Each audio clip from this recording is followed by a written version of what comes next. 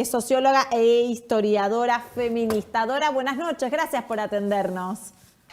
¿Qué tal? Buenas noches. En algún punto preguntarte cuál es tu visión acerca de este humor social que se ve en cada uno de los ciudadanos, que va y que viene, ¿no? Que tiene como una especie de tironeo emocional con las medidas de la cuarentena y cómo se van también teniendo en cuenta desde la política. Bueno, yo he conocido las encuestas que han estado saliendo hasta ahora por diversas fuentes y metodologías y demás. Bueno, no pude atender toda esta, pero me parece que, en fin, lo que ha venido sosteniendo en general el enorme cúmulo de encuestas habidas es que hay una aceptación notable de la cuarentena, notable, de más del 70%, que obviamente esto no significa que la gente, en fin, tiene un acatamiento notable porque sabe absolutamente, tiene muy claro cuál es la idiosincrasia de este problema. Lo tiene absolutamente claro.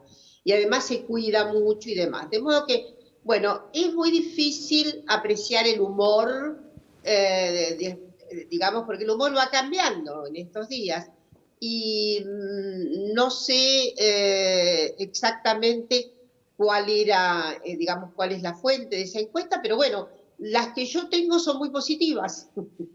Las que yo he podido ver, tengo una encuesta muy reciente de la Universidad de La Matanza, que tengo la encuesta del grupo Alfredo Serrano, que además es una encuesta muy seria, que tiene una validación muy importante porque su metodología tiene mucha convalidación.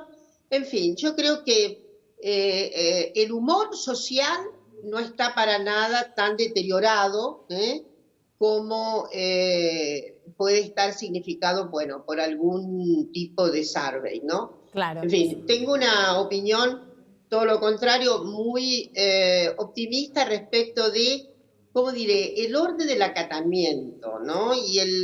Y la singularidad con que la gente se ha dado cuenta de la Claro, en algún punto también la valoración de haberse anticipado, ¿no? Que no nos agarre todo de sorpresa con el virus desparramado por todo el país. Sí, Facu. He escuchado muchísimas... Sí. Está acá Facundo, justo te quería preguntar. Gente que se siente cuidada, bueno, digo, después están las sintonías finas, ideológicas y políticas, pero bueno, yo no estoy haciendo esa consideración, estoy diciendo cuál es más o menos el telos de la opinabilidad. Dora, buenas noches. Sí, está claro que desde el punto de vista sanitario hay un alto acatamiento a lo que es la cuarentena, y estos datos que mencionábamos previo al comienzo de la entrevista tienen que ver con la confianza de los consumidores, y hay algo que también es cierto, que la economía va a seguir en caída en los próximos meses. ¿Usted cree que las medidas que fue tomando el gobierno para paliar la situación de los más vulnerables van a ser suficientes? ¿Se deben reforzar, digamos, en los próximos meses? No, estas evidentemente no son suficientes porque son para la excepcionalidad de semana a semana. Esto es así. Yo lo único que puedo decir es que hay un grado de comprensión en la esfera gubernamental acerca de la dificultad que solo puede significar de mi parte una apuesta a la, ¿cómo diré?, a la oportunidad más eficaz de paliativos. Esto es lo que quiero decir. Va a haber más eficaces paliativos. Obviamente, me parece que esos paliativos tienen un grado de análisis mucho más percatado según las circunstancias. Me enteré los otros días que efectivamente, pero por fuentes que nada tienen que ver con las oficiales gubernamentales, en un programa de un canal, que el orden de las exportaciones se incrementó en esta última temporada, que ha habido más exportaciones, que es notable, un dato muy interesante. Bueno, eso datos no de quiere mayo, decir dice. que... Datos de sí, mayo. Porque claro, no hay datos oficiales de mayo. Hasta abril venían en una fuerte caída. Los datos me llamó, como diré, miméticamente, me impresionó, porque, en fin, era apenas ¿cómo diré? Un análisis que tenía que ver con gente que está directamente comprometida con las exportaciones, ojo, de productos primarios, ¿no? Entonces, creo que todas las personas sensatas sabemos que la pospandemia va a ser dificilísima. Bueno, acá y en todo país. Hay que prepararse para las dificultades. Algunas que están en alto grado de previsión y otras que no lo están hoy en tan alto grado de previsión. En fin, pero hay mucha sensatez gubernamental, hay un grado de, ¿cómo diré?, de observación muy, muy atenta. Y sobre todo, lo que más te puedo decir y comunicar es que no quedarán segmentos que tengan déficit de atención. Sobre todo me refiero a la población directa, ¿no? A los grupos que van a ser muy afectados. Sobre todo muchos grupos que tienen afectados por dos sectores, ¿no? Que son gravitantes, pymes por un lado, y el trabajo dicho independiente por el otro, que en realidad es un trabajo no registrado en gran medida, y otro que tiene que ver con el cuentapropismo y demás. Giselle. Dora, ¿cómo le va? Usted recién hablaba de la imagen positiva que tiene el presidente, que es muy alta y que creció justamente a partir de las medidas que ha tomado con la cuarentena y para atacar, digamos, a la pandemia y al virus. Pero no construyó poder todavía. Y por el contrario tenemos a una vicepresidenta que tiene la imagen positiva por el piso, pero que avanza y construye todo el tiempo y en los casilleros del poder. Avanza con cajas propias, con gente propia. La pregunta es, cuando pase la pandemia... Perdón, discúlpame. ¿Cuáles son los datos empíricos en los que te basas para hablar de semejante arquitectura? No, bueno, la gente que está ocupando los funcionarios, la última es Fernanda Raberta en la CES, es gente que en la interna responde... Está bien, pero yo estoy yendo a la interna más fina. Por supuesto que todos responden a Alberto Fernández, que es el presidente, pero la realidad es que son espacios distintos, está el masismo, está el kirchnerismo y las internas existen. Entonces, a lo que yo voy es que hay muchísimos funcionarios que responden a Cristina Kirchner, en la justicia sobre todo, bueno, y algunos funcionarios, Luana Volnovich en PAMI, en donde se manejan cajas importantes del Estado. Entonces, la pregunta es, cuando Alberto Fernández cuando pase la pandemia, ¿no? Y se va a caer esa imagen que él tiene, ¿va a poder construir el albertismo a partir, digamos, ya con la economía colapsada? A ver, quiero poner un poco de reflexión y de análisis un poco desprovisto de los cometidos, obviamente, políticos que en general se puede suponer muy bien tengo, ¿no? Es decir, primero, esto es un frente de frentes. Hay muchas posiciones y obviamente se ve las personas que tú señalaste, Luana y Fernanda, son cuadros extraordinariamente muy, muy enjundiosos, ¿no? Y de la misma manera, una podría decir, bueno, en la articulación de las posiciones que hoy consisten en ser una emergencia importante de ejecutivos y demás, hay, creo que, una representación de ese tablero notable que es el frente. Entonces, yo no encuentro, la verdad es que a veces me impresiona mucho cómo se ven marcas inmediatas acerca del internismo. Me impresiona mucho, porque en realidad se compadece poco con lo que es la evidencia empírica. Ahora, si se puede llamar arquitectura de poder a un buen desempeño funcional, a una muy buena estrategia para realización del propio cometido funcional, y eso se lo ve como un juego internista, la verdad es que me parece que ahí hay algún equívoco No, hay cosas concretas. Le doy un ejemplo. analítico. Le doy un ejemplo, hay cosas concretas. Igual no vamos a ponernos a debatir estos. Pero digo, en la Cámara de Diputados, la caja de la que maneja la presidencia siempre, en este caso Massa, la está manejando ahora el jefe de bloque, que es Máximo Kirchner. Cuando históricamente la caja para los gastos administrativos la manejaba la presidencia. Y así le puedo dar un montón de ejemplos. Bueno, bueno. La verdad es que estoy muy poco advertida sobre esas sintonías que yo creo que, bueno, digamos, a ver, discrepo completamente con el punto de vista del análisis, la caja, las funciones, es como si viera más, discrepo absolutamente, porque en realidad esos son elementales, ¿cómo diré? Son elementales asignaciones de funciones, y ahí tú ves una malla tenebrosa de vaya a saber qué, cuando yo veo episodios funcionales en donde evidentemente sí hay acuerdos políticos, sin duda, pero no me parece en este momento, pero voy a lo que me preguntaste antes, que sí me interesa.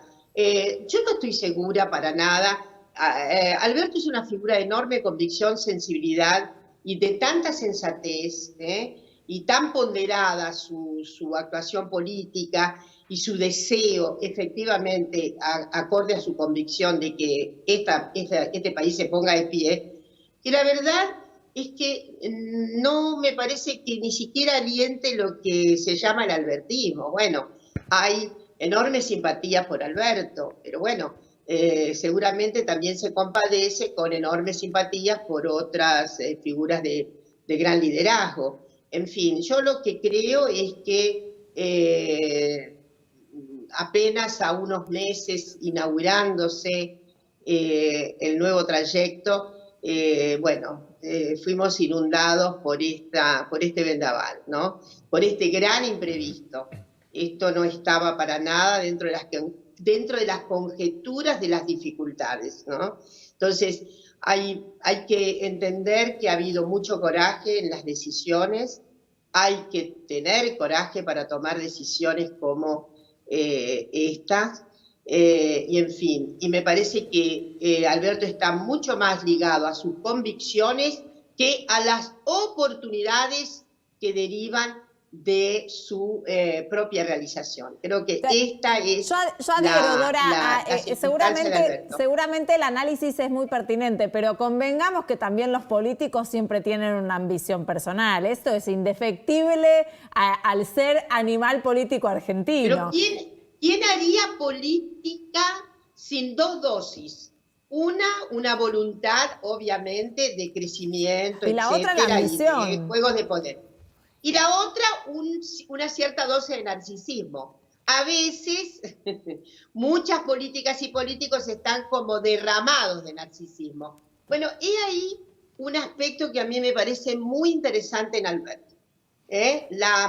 Hay una muy baja cuota de lo que se llama el arraigo narcisístico, ¿no? Sí. ¿Por qué? Porque es un hombre de un gran calibre político, Por supuesto.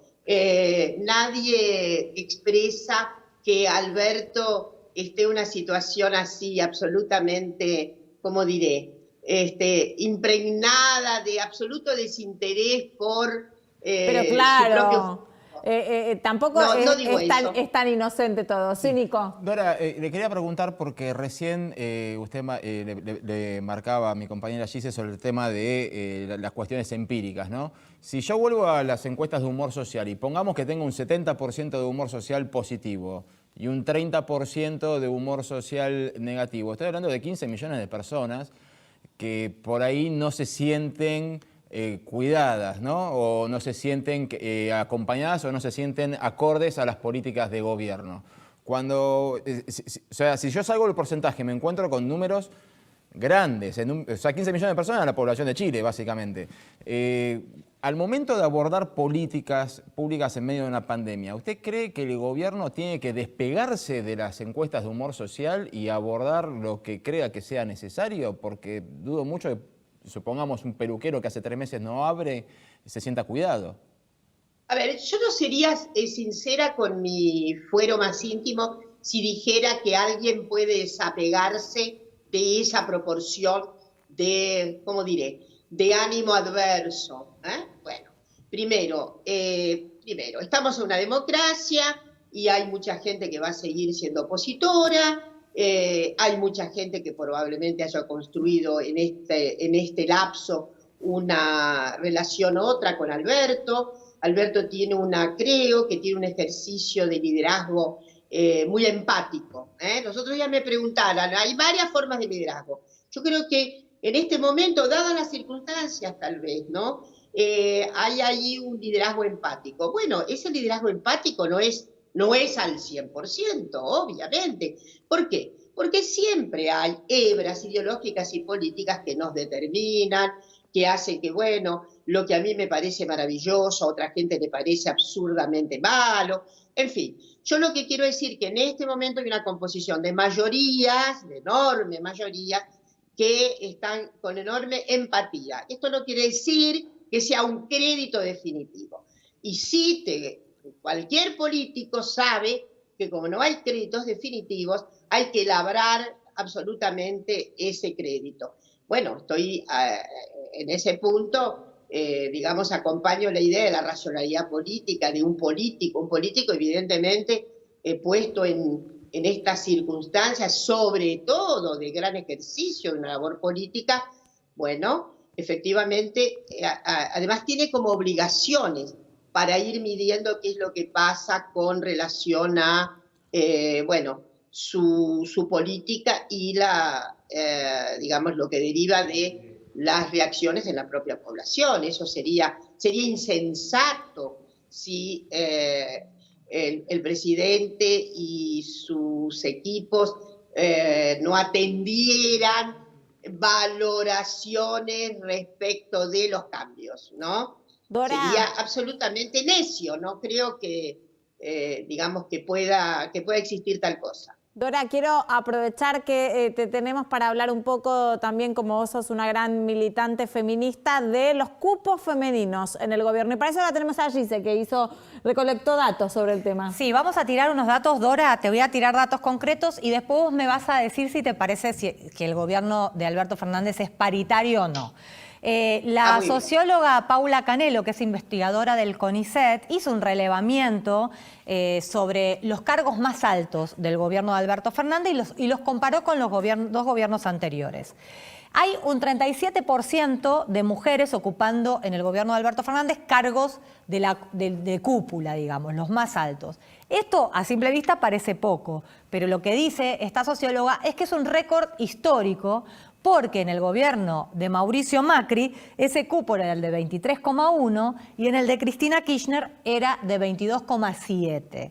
Hay más de 100 mujeres ocupando diversos cargos entre ministras, secretarias, subsecretarias y directoras, pero si vamos directamente al gabinete puntualmente, solo hay 4 ministras mujeres, y hay 17 ministros hombres.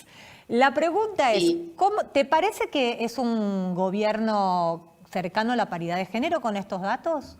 Bueno, yo ahí te voy a dar absolutamente el principio de razonabilidad elemental, porque es lo que emana de esta consideración que has hecho.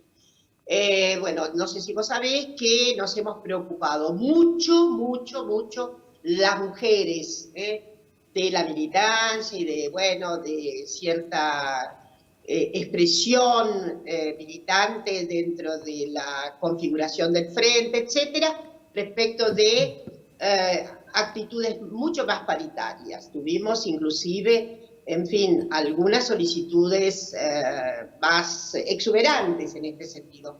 Y lo hacemos siempre, absolutamente siempre.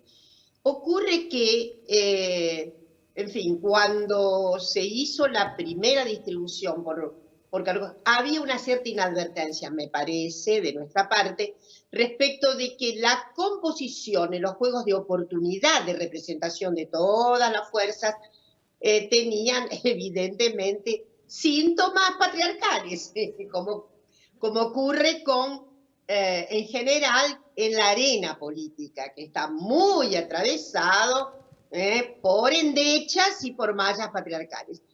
Pero ha resultado lo que vos decías. En fin, nuestros compañeros han interpretado, sobre todo estos nuevos cargos, voy a referirme, INTI, ANSES, AFIP, ¿no? PAMI, por nombrar estructuras muy importantes, efectivamente están en manos de mujeres. Pero bueno, pero eso también ha sido una permanente solicitud de nuestra parte. Y bueno, ahí tenemos nada menos como secretaria legal y técnica a Vilma Ibarra, que es un importantísimo cuadro. Y bueno, esto sí, estas solicitudes permanecen, los toques de atención los ponemos, en fin, a veces damos algunos disgustos para que se sea, claro. Digamos, a ver, quiero decir, yo no tengo la menor duda que el estilo general de la gobernanza de Alberto es absolutamente pro equidad, absolutamente pro equidad.